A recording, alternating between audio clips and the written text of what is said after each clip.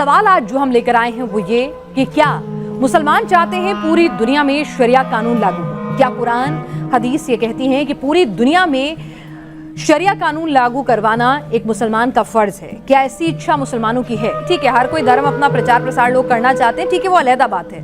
लेकिन क्या एक मुसलमान के मन में ये इच्छा होती है कि भाई चाहे जब भी मैं ताकत में आऊं या अगर हो सके जैसे भी मुझसे मुनासिब हो सके मैं अपने मुल्क में शरिया लागू करवाऊं?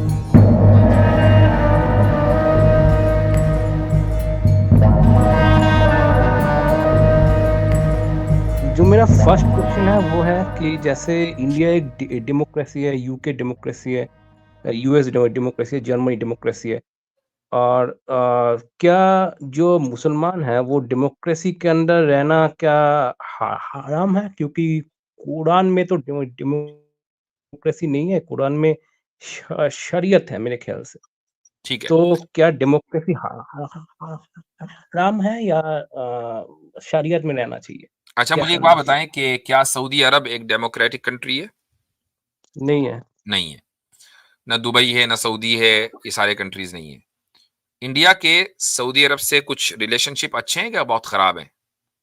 नहीं, अच्छे हैं। अच्छे हैं। तो एक डेमोक्रेटिक कंट्री के एक नॉन डेमोक्रेटिक कंट्री से बड़े अच्छे रिलेशन हैं। ठीक है। तो इसका मतलब ये हुआ कि डेमोक्रेसी कोई ऐसा उसूल नहीं हुआ कि जिसके बगैर फिर हर चीज बुरी है। डेमोक्रेसी जो है वो ठीक है, एक कंट्री ने ये रूल इख्तियार किया, दूसरी कंट्री ने वो रूल, लेकिन दोनों साथ में रह सकते हैं, है ना? दोनों साथ में एक प्लेटफॉर्म पर यूनाइटेड नेशन में जमा हो सकते हैं। अगर डेमोक्रेसी ही अगर बिल्कुल सही पैमाना होता, बाकी सारे पैमाने गलत होते, तो इंडिया को चाहिए था कि वो कभी भी सऊदी अरब से, दुबई से, गल्फ नेशन से वो कोई ताल्लुकात कायम ना करे। यूनाइटेड नेशन में उन सारे मुल्कों को निकाल दिया जाए, चूंकि डेमोक्रेटिक नहीं है। लेकिन ऐसा नहीं है। तो मुसलमान अगर किसी डेमोक्रेटिक कंट्री में रहते हैं तो वो एक मुआहदे के तौर पर रहते हैं। यानी हम मुसलमानों का समझ लीजिए कि एक तरह का कॉविनेंट कह लें उसको अंग्रेजी में, या मुआहिदा कह लें। उस मुआहिदे के वो पाबंद है, और मुआहिदा ये है कि भाई इस मुल्क के कॉन्स्टिट्यूशन ने, कानून ने जितना हमें हक दिया है हम उतना हक इस्तेमाल करेंगे। और चूंकि हम कहीं और जा नहीं सकते, भाई कहाँ जाएंगे? भाई जो इंडिया का में नस्लों से रह रहा है वो कहाँ जाएगा? तो उसको वहीं रहना है, उसी सेटअप में रहना है। तो इसलिए वो उस मुआहिदे के तहत रह रहा है कि कानून को मैं मानूंगा, कानून को मैं फॉलो करूंगा। हाँ, आपको हर मुसलमान ऐसा नहीं, लेकिन कम से कम मैं जाती तौर पर यह जरूर कह सकता हूं कि मैं डेमोक्रेसी को एक अच्छा और आइडियल निजाम नहीं समझता हूं। डेमोक्रेसी एक आइडियल निजाम नहीं है। अगर डेमोक्रेसी एक आइडियल निजाम होता तो आप देखें कि 1.2 या 3 ट्रिलियन रुपीस लगाकर एक इलेक्शन, तकरीबन 1.5-2 महीने का एक हंगामा मुल्क में हुआ इंडिया में। नतीजा क्या निकला भाई? नतीजा ये निकला कि एक आदमी जो बड़ी मजबूती के साथ हुकूमत कर रहा था वो कमजोर हो गया। अब वो जिसकी 240 के करीब सीटें आई हैं वो उन लोगों के ऊपर डिपेंडेंट हो गया कि जिनकी 100 सीटें क्या 20 सीटें भी नहीं आई, 25 सीटें भी नहीं आई, उन लोगों के ऊपर डिपेंडेंट हो गया। अब वो बार्गेनिंग करेंगे और कर रहे हैं। वो ये कहेंगे नहीं जी हमें स्पीकर का ओहदा चाहिए, नहीं जी हमें फला मिनिस्ट्री चाहिए, नहीं जी हमें फला मलाईदार डिपार्टमेंट चाहिए। ये मलाई क्यों चाहिए उनको भाई? महज 20 सीटों के ऊपर। तो ये अब आप मुझे बताएं कि क्या डेमोक्रेसी एक स्टेबल निजाम है? नहीं है। एक अच्छे खासे मजबूत आदमी को कमजोर कर दिया ना जी। अच्छा, नहीं वो ठीक है। मेरा क्वेश्चन ये है, एज पर कुरान क्या डेमोक्रेसी हराम है? मैं ये कंक्लूड कर सकता हूँ ना आपके आंसर से कि हाँ, नहीं नहीं, एज कुरान पर के कुरान मुताबिक। जो कानून है वो कुरान का कानून है। एज पर कुरान जो कानून है वो शरीयत का कानून है, और वो कानून उन जगहों के हाँ, लिए है जहां पर मुसलमान पावर और मेजोरिटी में है। यानी मसलन अफगानिस्तान है, सऊदी अरब है, पाकिस्तान है, जितने भी मुस्लिम ममालिक है 50 के करीब, वहां पर मुसलमानों के लिए यह फर्ज है कि वो कुरान और हदीस के ऊपर चले। यानी मुल्क का जो कानून हो वो कुरान और हदीस के ऊपर डिपेंडेंट हो, ये उनके ऊपर फर्ज है। वो नहीं करेंगे तो गुनहगार होंगे। अच्छा, अच्छा, ठीक जो है। मुसलमान माइनॉरिटीज के तौर पर मुल्कों में रहते हैं उनके ऊपर फर्ज नहीं है, चूंकि वो जाहिर सी बात है उनके पास ताकत नहीं है, उनका मुआहिदा है।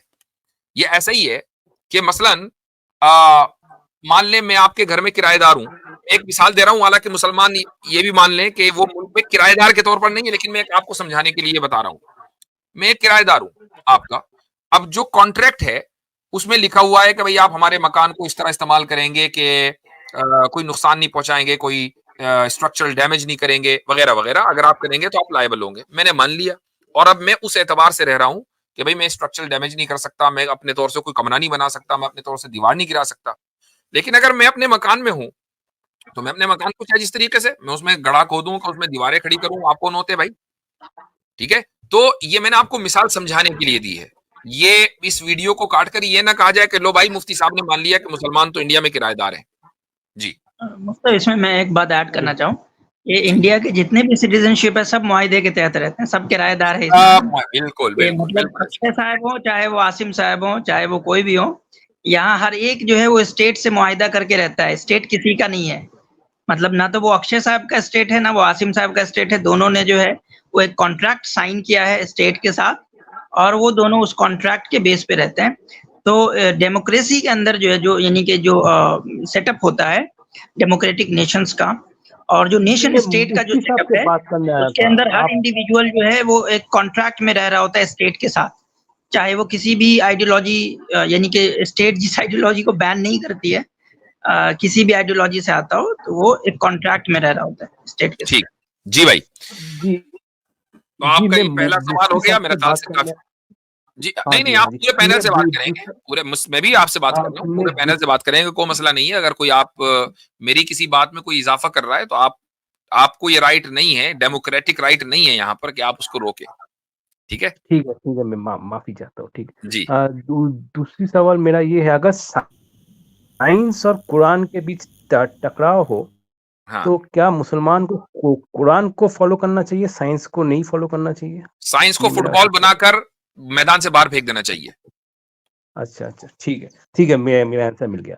अच्छा, तीसरा बस हो गया भाई, हो गया। अब मैं जरा इसकी वजाहत कर दूं, ये जो मैंने साइंस को फुटबॉल बनाकर बाहर फेंकवाया है, उसकी मैं वजाहत कर दूं कि साइंस और कुरान में जब लोग ये कहते हैं ना कॉन्ट्रडिक्शन, तो कॉन्ट्रडिक्शन साबित करने के लिए साइंस के उनके लिए जरूरी है कि साइंस को वो एब्सोल्यूट माने और ये कहें कि ये चेंज कभी नहीं होगी। जिस तरीके से कुरान को हम एब्सोल्यूट मानते हैं और ये कहते हैं कि ये चेंज नहीं होगा, तो अगर वो ये कह रहे हैं और फिर कॉन्ट्रडिक्शन दिखा रहे हैं तो ठीक है, हम बात करेंगे।